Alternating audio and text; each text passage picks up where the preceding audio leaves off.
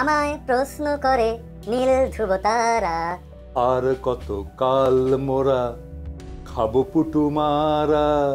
খাবো পুটু মারা। দেশ ও জাতিকে নিয়ে বিভিন্ন বিষয়ে পিনাকি যে অপব্যাখ্যা ছড়ানোর চেষ্টা করেন, এতে তার বিশেষ কিছু অনুগতদের কাছে তিনি মসিহ বা স্পিরিচুয়াল ক্যারেক্টার হিসাবে বিবেচিত হন। পিনাকি নামের এই অপব্যাখ্যার মসিহের জনপ্রিয়তা কতটুকু বা কতদিন সাস্টেনেবল তা নিয়ে আমরা সন্দিহান। এ পর্যন্ত পিনাকি সত্য অসত্য তথ্যের আলোকে যে বিষয়গুলো নিয়ে লাইমলাইটে এসেছেন, তাতে বাংলাদেশের রাজনৈতিক ও সামাজিক অঙ্গনে এক প্রকার অস্থিরতার সহায়ক শক্তি হিসেবে কাজ করছে। দেশের রাজনীতি নিয়ে গালাগালি মিশ্রিত নানা অতিরঞ্জিত কথার ফুলঝুরি সাজিয়ে বক্তব্য দিলেও আদতে তার মাঝে আমরা কোনো দেশপ্রেম খুঁজে পাই না।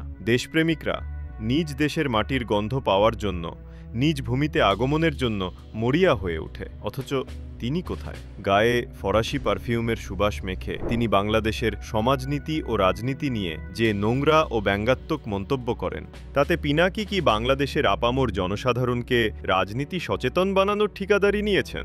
বাংলাদেশের মানুষকে দেখানোর জন্য বিভিন্ন চটকদারি ভিডিও বানিয়ে তিনি ভিউ ব্যবসায়ী সেজেছেন।